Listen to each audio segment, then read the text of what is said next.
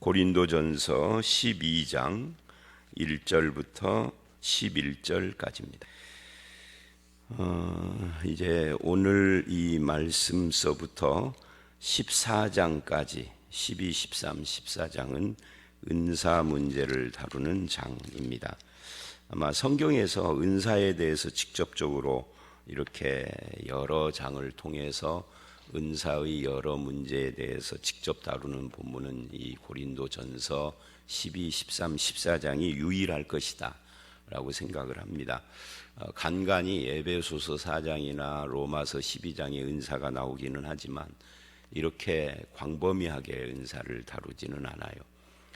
직분에 대한 이야기를 하면서 은사 문제가 나온다든지 에베소서처럼 또 로마서는 짤막하게 몇 마디를 하고 이렇게 하지, 은사 자체를 주제로 해서 여러 장을 다루는 데는 신구약 성경 전체를 통틀어서 여기 한 곳밖에 없습니다. 다른 데는 없어요. 그래서 이게 중요하죠. 그리고 우리가 은사를 다룰 때 보통 사도행전 가지고 많이 다루는데, 사도행전은 그야말로 스토리, 이야기잖아요. 역사. 그 이야기는 그 이야기의 흐름과 초점이 있는 거죠. 그것을 설명하는 본문. 그것이 이제 은사나 은사뿐만 아니라 다른 것을 다룰 때에도 그 설명을 어디서 어떻게 하느냐, 이게 중요해요.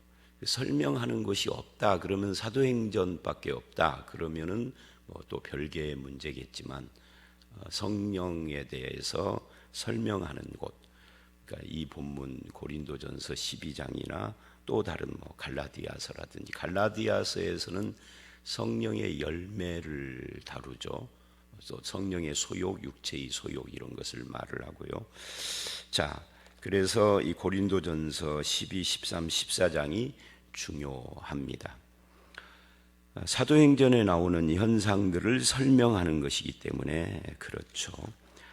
12장 여기는 이제 은사의 원리, 근원 또는 목적, 은사 받은 자들의 자세, 태도, 이런 것들을 쭉 다루고 있고요.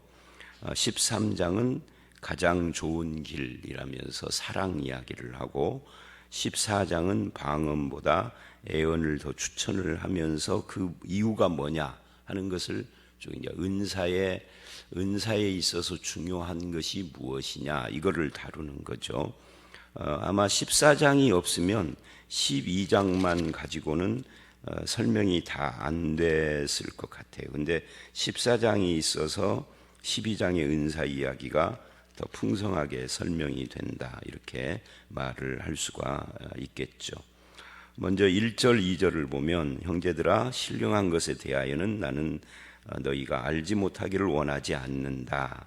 여기서 알지 못하기를 원치 않는다 할 때 이 말은 바른 이해를 갖기를 원한다, 그런 뜻입니다. 신령한 것, 이거는 이제 후에 3절 이하에 나오는 걸 보면 은사를 말하는 것이 분명하죠.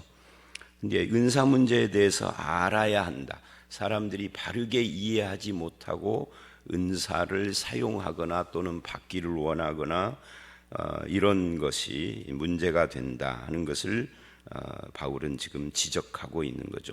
이 고린도 교회는 여러 가지 문제들을 많이 안고 있는 교회인데, 그 중에 하나가 바로 이 은사 문제 때문에 생긴 무질서라고 할 수가 있습니다. 2절 말씀은 예수 믿기 전에 우상 숭배하던 시대, 너희가 이방인으로 있을 때, 그러죠. 믿기 전에 말 못하는 우상에게로 끄는 대로 끌려갔느니라. 이 이야기는 아마 알지 못하고 그냥 우상 숭배 전통으로 주변 환경 문화 때문에 그냥 끌려갔었는데, 그런 거하고 비슷하다. 그러니까 은사 문제도 잘 알고 하든지 말든지를 해야 한다. 바른 이해에 대한 그런 지적이라고 할 수가 있습니다. 그리고 이제 3절서부터 본격적으로 은사 이야기를 하죠.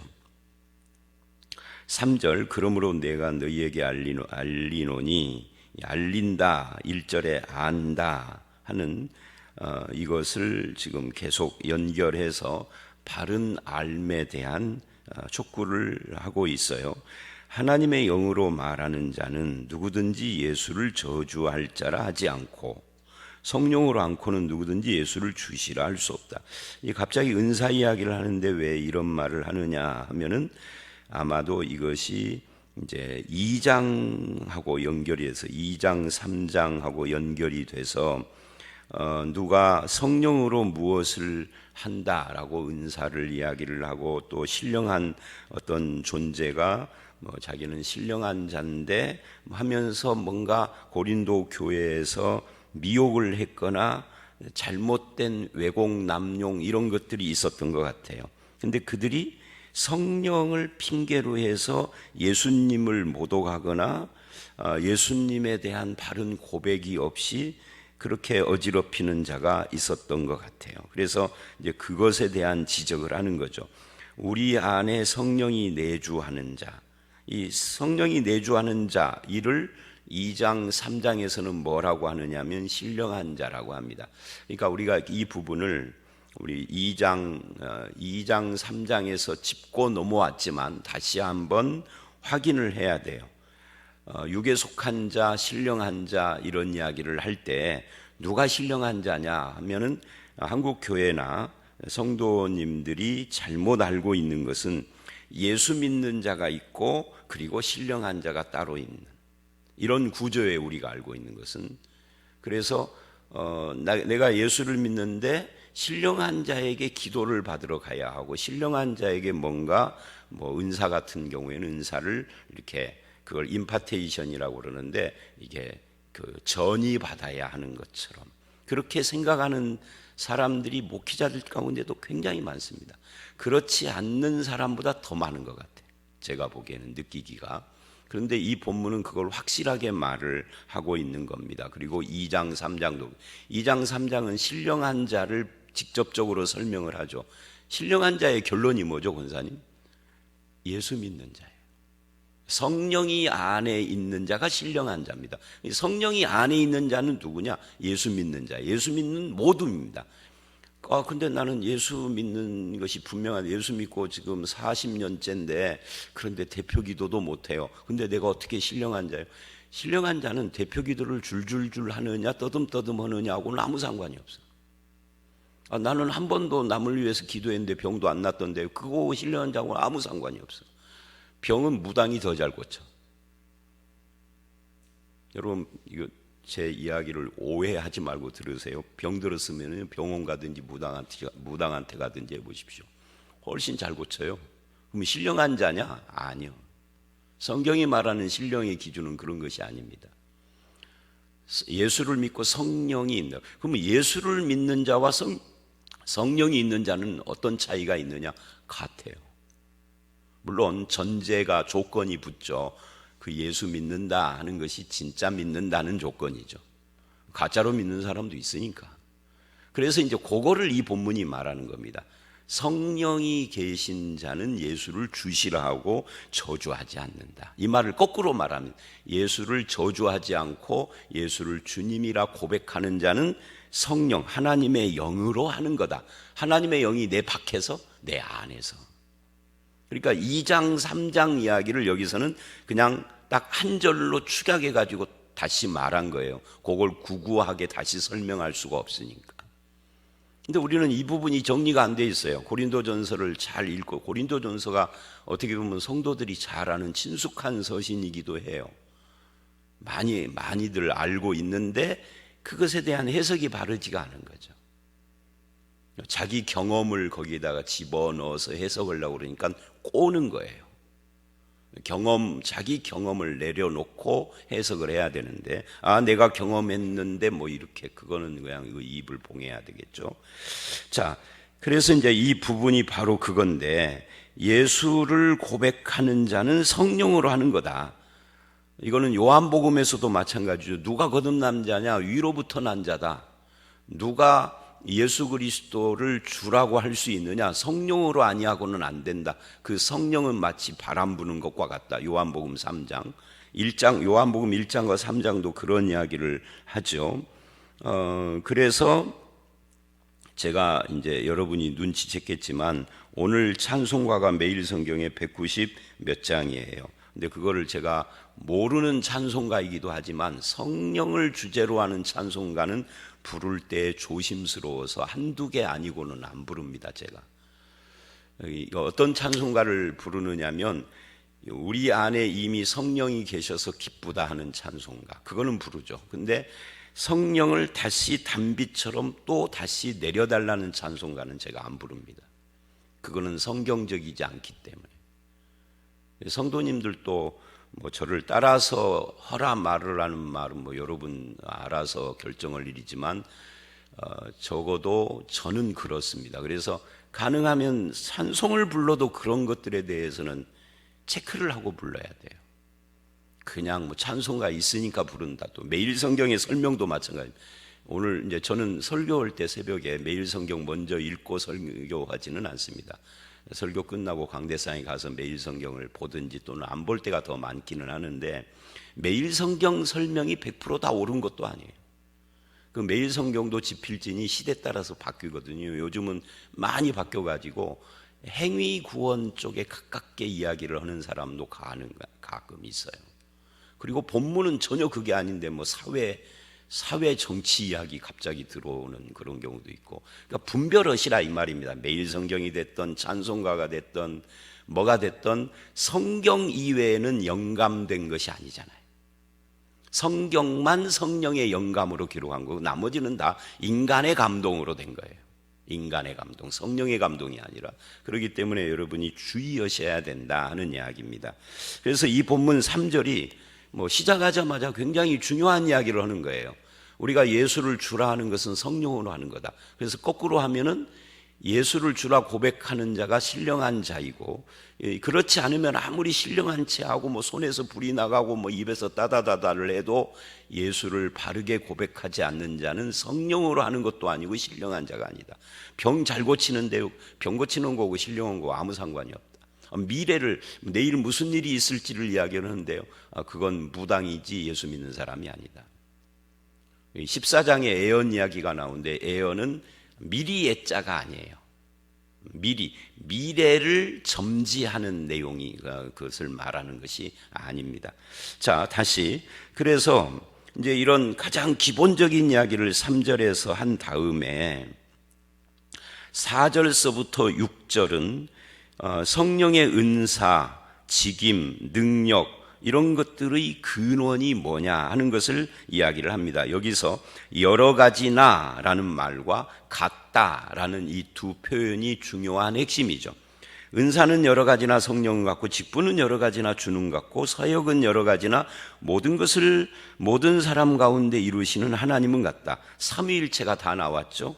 성령, 주님, 하나님.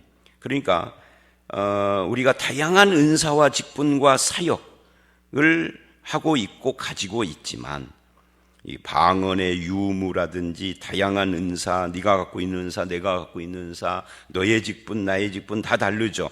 그런 것과 상관없이 성령님은 하나고 주님은 하나고 하나님은 하나다. 즉 삼위일체는 하나다. 그리고 우리는 모두 다 삼위일체 하나님께 속한 지체들이다. 그래서 어떤 은사가 나에게 있고 어떤 직분이 나에게 있다 또는 없다 하는 것이 우리들의 하나됨을 깨트릴 수 없다. 이 말은 이제 나중에 내일 본문의 12절 이하에 나오는 은사 때문에 생기는 우월감과 열등감에 대해서 미리 이야기를 하는 겁니다. 그러니까 어떤 은사, 당신은 은사가 뭡니까? 나는 뭐 다른 은사는 뭐 굳이 말할 수는 없고, 막 굳이 말을 한다면 나는 섬기는 은사 정도가 있을 것 같은데, 그런데 당신은 은사가 뭐예요? 나는 방언을 하면은 한 번 방언이 터지면 3시간을 기도해도 지친 줄을 모른다고. 근데 이 방언 은사 가진 사람은 항상 자랑스러워합니다. 근데 섬기는 이런 사람은 이렇게 쫄아들어서 말을 합니다. 왜? 은사 같지가 않아서. 그 이야기를 하는 겁니다. 네가 갖고 있는 방언 은사나 나는 방언 못하지만 잘 섬기는 것이나 성령은 같은 것이라 우열의 문제가 아니다. 자랑하지도 말고 쫄지도 말고 같은 거다 이 말이에요. 근데 한국교회는 이 부분에서 우열이 너무 심해요. 그죠? 어떤 분은 저한테 그런 말도 하더라고요. 최근에 자기는 이 방언을 하는데 그냥 방언만 하면 안 될 것 같아서 통역도 달라 했더니 하나님이 통역을 주셔가지고 하면서 막 자랑스럽게 이야기를 하는데, 나는 그것이 없는데 잘 섬기는 은사가 있어요 하는 사람은 절대 저에게서 그렇게 나는요 목사님 섬기는 은사가 있어요 하고 굉장히 자부심 있게 말하는 사람은 단 한 번도 만나본 적이 없어요. 같은 건데. 저는 지금 방언하지 말라 하라 이야기가 아닙니다. 같은 건데 왜 한쪽은 굉장히 교만할 정도로 자랑하고 한쪽은 왜 그렇게 열등의식을 가진 것처럼 쫄아가지고 말도 잘 못하느냐 그 말이에요. 이건 잘못된 성경적이지 않은 은사관이다 하는 이야기예요. 이 4절로 6절이 그걸 이야기를 하는 겁니다. 같다는 거예요. 같다는 거. 직분도 마찬가지입니다. 내가 목사고 여러분이 성도고 어떤 분은 서리 집사예요. 그러면 누가 더 높으냐? 누가 높고 낮은 것이 어디 있어요? 직분은 다 똑같아. 목사도 성도여야 돼. 목사가 돼가지고 헛소리 하는 사람도 많아요. 그 제가 며칠 전에도 그 이야기를 했지만 서울 기독 뭐라고 하는 대학교의 교수가 예수가 보살이다라고 했잖아요. 그 목사 되는 그 사람은 목사 된 바람에 신학을 한 바람에 또는 교수가 되는 바람에 망한 친구예요. 그렇게까지 공부 안 했으면 그냥 예수님 잘 믿었을 뻔했는데 너무 학문이 깊이 들어가다 보니까 뭐 이상한 짓을 하는 바보가 된 거죠. 그거 가지고 요즘 데모하고 있더라고요. 복직시켜라, 복직 반대하고. 그러니까 직분도 소스가 하나님, 근원이 하나님이기 때문에 의열의 문제가 아니다 하는 거예요. 그건 섬기고 봉사하기 위한 것이죠. 자, 그 다음에 7절을 보시면 성령의 나타남, 이 성령의 나타남이라는 것은 은사를 말하는 건데요. 이것의 목적이 뭐냐 하는 거예요. 각 사람에게 성령을 나타내심은, 심은 이 말은 목적이라는 거죠. 이유는 유익하게 하려 함이라. 근데 이 유익이 누구의 유익이냐 하는 거예요. 이 유익을 여기서는 직접 설명을 안 해요. 누구의 유익이라는 것을. 그러나 24절로 27절이나 이제 뒤쪽으로 가면은 은사 받은 사람의 유익을 말하는 것이 아닙니다. 공동체의 유익을 말하는 거고, 그리고 고린도전서 전체의 흐름 속에서는 이게 덕과 관계가 되는 것이죠. 우리가 앞에서도 우상의 제물 이야기를 하면서 양심 이야기나 유익 이야기를 거기서 했어요. 이 유익과 양심이 누구의 양심의 유익이냐 할 때 너의 양심이 아니라 다른 사람의 양심을 위해서 또는 그들의 유익을 위해서라고 이렇게 이야기를 하는 것처럼 여기서도 이 유익이 은사받은 자의 유익이 아닙니다. 은사받은 사람이 과시하고 그 은사를 통해서 어떤 은사는 뭐 치부의 도구가 되기도 해요. 특히 병 고치는 은사는 그거 가지고 돈벌이도 하잖아요. 그래서 또는 명예가 되기도 하고 어떤 은사는 또는 그래서 사람들을 나에게 끌어모아 세력을 확장하거나 하는 그런 경우가 있는데 그거는 은사가 아닌 거죠. 사실 모든 불건전한 신앙운동이나 이단이나 또는 이단성을 가진 집단은 뭐 100%라고는 할 수 없지만 거의 90% 이상이 은사와 연결이 돼요. 은사가 없이 이단이 되는 경우는 쉽지가 않습니다. 은사가 있어서 이단이 되는 거지 은사 없는 사람이 교주가 되기는 거의 불가능해요. 그건 뭘 말하는 거죠?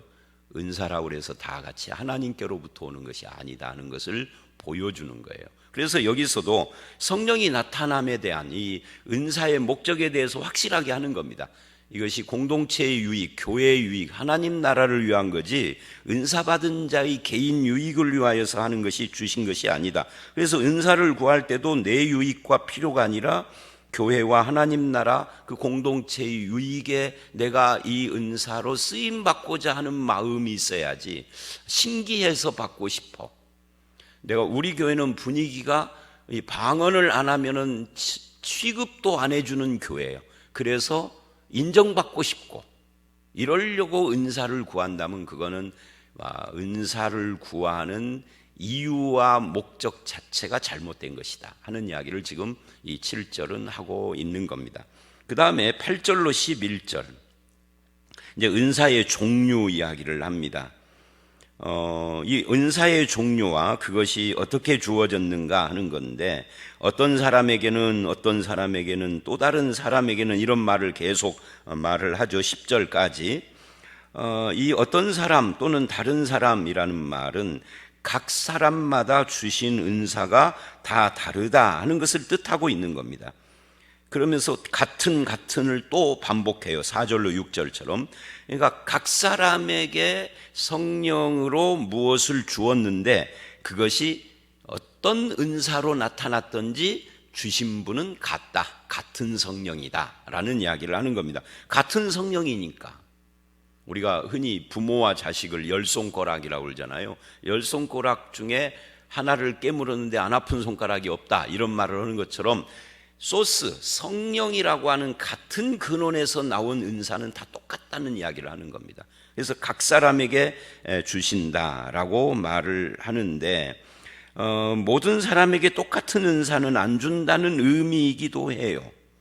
그렇다면 이제 요 이야기는 내일 말씀에서도 또 주된 관점으로 나오는데 이제 그것 내일 가서 또 말하기로 하고, 그렇다면 7절로 10절이 말하는 각 사람에게라는 말은 우리에게 어떤 이야기를 하느냐면 모두 동일한 것을 주는 것이 아니다 라고 한다면 모두 동일한 것을 가졌다고 주장하거나 가져야 한다고 주장하는 것은 잘못된 것이다. 우리 교회는 100% 방언을 해야 돼. 그러면 그 주장하는 목사는 잘못된 사람이다. 적어도 성경적인 사람이 아닌 거예요. 근데 그런 교회가 많아요.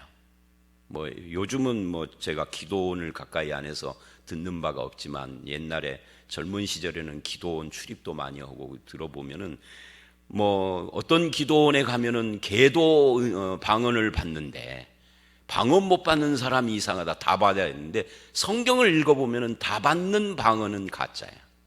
다 받는 건 없어. 이제 요거는 오늘 말씀뿐만 아니라 내일 말씀도 그렇고 14장에 가보면 더 분명합니다. 14장은요, 그때 가서 또 말하겠지만 이런 말을 해요. 은사, 특히 방언 이야기를 할 때 방언을 이렇게 하라는 거예요. 2-3 사람이 하고 방언을, 그것도 차서를 따라 하는데, 차서라는 게 순서예요. 한 사람이 방언을 하면 나머지 2명은 기다리고 안 하는 거예요. 그러다가 두 번째 사람이 방언을 시작하면 하던 사람은 끝이고. 여러분, 이게 뭔 말입니까? 그렇다면 한국교회 방언 다 틀렸다는 이야기. 성경적이지가 않아요.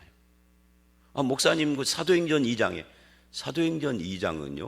복음 전한 거거든요. 그 내용이 외국어로. 내용도 다른 거죠.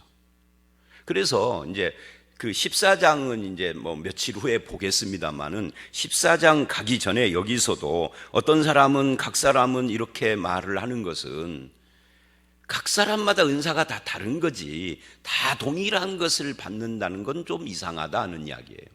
그거는 성령께서 주신 것이 아니다 하는 것을 지금 말하는 겁니다. 근데 한국교회는 다 방언해야 된다는 식이에요.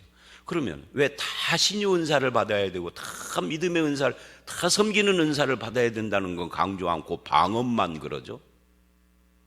그럼 이상한 거예요. 그거는 하려면 몽땅 다를 말하든지, 그것도 성경적이지 않지만.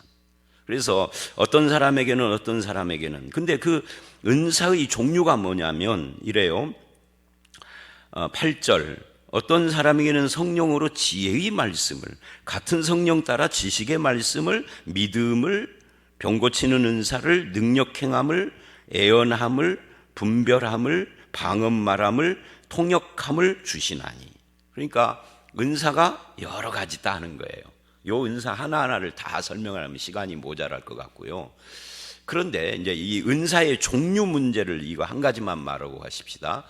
이 고린도 전서에 나오는 이 은사는 8절로 10절 말고 이제 12절 이하에서 14장까지 다 가가지고 은사는 종류가 이런 것들이 있다라고 정할 수 있는데, 여기에 플러스해서 에베소서 4장이 말하는 은사, 로마서 12장이 말하는 은사, 이 신약 성경에 나오는 은사를 다 취합을 해서 그 중복되는 걸 빼놓고 보면은 29가지가 돼요. 29가지 은사들이 다 이렇게 표현할 수 있나요? 레벨이 같은 거다 하는 거예요. 다 성령께서 주신 것이다. 어느 것이 더 우월한 것이 아니다 하는 것을 말하고 있는 겁니다. 그건 내일 말씀도 또 이야기를 하는 거죠. 그러니까 이제 이 말을 제가 계속 반복하는 것은 여러분이 그 한두 가지에 집중을 해서 방언, 통역, 신유 이것만 말하지 말고 29가지의 은사 중에 나는 어떤 것인가. 물론 학자들은 이것에 대해서 두 가지 의견이 있어요. 성령의 은사는 29가지에 국한한다 라고 주장하는 학자들과, 이게 은사의 목록이 다 다른 걸 보면 29가지 범위를 넘어갈 수도 있다 이렇게 말하는 분들로 나눠지지만, 그건 그렇게 중요한 문제는 아니에요. 왜? 어차피 29가지 카테고리 안에 있던 넘어간다라고 하던 우리는 그냥 방언만 말할 거니까. 그건 잘못된 것이죠. 적어도 29가지가 있다 그 말이에요. 그 중에는 아까 말한 섬기는 것도 있고요, 남을 잘 돕는 것도 있고, 여기 보니까 지식도 있고 지혜도 있고 믿음도 있고, 영분별 같은 것은요, 기도하면은 영분별이 탁 임하는 것이 아니라, 제가 어떤 글에다가 요즘 전능신교 동방번개, 전능하신 하나님 이야기를 하고 주님이 이미 도적같이 이미 와 계시다라고 말하는 중국에서 생긴 이단이 우리나라에 활개를 치고 있습니다. 신천지가 타격을 받으면서 그 기회에 막 그게 지금 전파되고 있고 그래요. 주로 여자들이 총천연색 사진 같은 것을 올리면서 쭉 처음에는 뭐가 뭔지 좀 우리 믿는 사람 같아요. 찬송가도 올리고 성경 말씀 구절을 막 그 글을 올리고 그래요. 설명도 없이. 그러다가 쭉 뒤를 가다 보면은 예수님이 오셨다는 이야기하고 전능하신 하나님 이야기하고 이단이거든요. 근데 그런 이단에 속한 사람들을 분별을 하는데 어떤 사람은 분별을 못해요. 내가 그래서 이거 분별을 해야 된다 그랬더니 누가 저한테 연락이 왔어요. 목사님, 저는 딱 보면 알겠던데요. 이거 딱 사진 한 장 봐도 알겠대, 자기는. 그 무슨 신령한 벌을 받아서 되는 것이 아닙니다. 물론 그것도 성령으로 되는 거지만, 자, 그래서 이런 것들이 다 은사에 속한다는 거예요. 그런데 그 은사가 각각에게 준 거다. 그리고 이제 마지막 오늘 본문의 마지막 결론이 이거예요. 11절. 이 모든 일이라는 것이 이 모든 은사를 말하는 겁니다. 같은 한 성령이 행하사. 이것은 오늘 말씀에서 계속 반복된 거죠. 같은을 계속 했잖아요. 그리고 이제 11절에 하나가 추가된 것이 이렇게 말을 해요. 그의 뜻대로 각 사람에게 나누어 주는 것이다. 은사란 성령님의 뜻대로 나눠주는 겁니다. 그러니까 은사는 내가 기도해서 타내는 것이 아닙니다. 받아내는 것이 아닙니다. 하나님, 성령님, 나는 이 은사 말고 저 은사 주세요 떼써가지고 얻는 은사는 가짜입니다. 성령께서 자기 뜻대로 줘야 됩니다. 그리고 주실 때 골고루 고르게 주는 것이 아니라 몽땅 하나만 주는 것이 아니다. 이게 이 오늘 본문의 결론적인 이야기예요. 그러니까 이 이야기는 그 뜻대로 나눠준다라고 하는 이 말은, 첫째, 내 소원과 내 뜻대로 금식하고 회개하고 막 통성기도를 하고 할렐루야를 1000번 하고 해서 얻어내는 것은 가짜다. 성령이 그 뜻대로. 그 다음에 두 번째, 어떤 강사가 이번 기회에 다 이 성령의 은사를 전이받아라, 임파테이션이라고 하는데, 이 전이받아라, 와서 안수해서 받아라 라고 하는 것도 가짜다. 그런 건 없습니다. 성령께서 주시는 것이지 인간이 나누어주는 건 없습니다. 만약에 있다면 성경에서 그 근거가 되는 말씀을 저에게 가지고 오세요. 그러지 않고 자기 체험으로 말하는 것은 가짜입니다. 그래서 성령께서 나눠준다, 그 뜻대로 나눠준다 하는 이 두 가지를 분명하게 해야 돼요. 근데 우리는 누군가에게 기도받아 부녀받은 것처럼 내가 어디 집회를 해가지고 뭐 쓰러지면서 그딴 건 다 성경에 없는 이야기니까 하지 마세요. 그렇지 않고 성령께서 주신 순수한 은사는 저는 인정합니다. 방언이 됐든 신유가 됐든. 다만 어떻게 그걸 사용해야 되느냐, 교회의 유익, 그 다음에 이제 14장에서 그 아까 내가 설명한 것처럼 막 왈왈왈왈 하는 것이 아니라 차서를 따라 통역 없이는 하지 말고, 만약에 통역이 없으면 집에서 자기 혼자 하라. 14장에 분명히 이야기를 하거든요. 교회에서 전체가 왈왈거리는 것은 그거는 은사의 모습이 아니다라고 하는 겁니다. 자, 그래서 오늘 말씀 여기까지입니다. 오늘 비교적 길지 않은 본문이지만 우리가 생각해야 할 점들이 굉장히 많은 그런 본문이에요. 다 설명도 못했어요. 다만 주님이 뜻대로 나눠준다, 유익을 위한 것이다, 또 예수를 고백하는 것이 성령이다 하는 이것만 분명히 하셨으면 좋겠습니다. 여러분에게 주신 은사를 주님의 나라와 교회를 위해서 잘 사용하실 수 있는 저와 여러분이 되시기를 주의 이름으로 축원합니다. 함께 기도합니다. 하나님, 성령께서 우리에게 여러 가지 은사를 주시고 직임을 주시는데 그것은 교회의 유익을 위하여, 하나님 영광을 위하여서인 것을 알았습니다.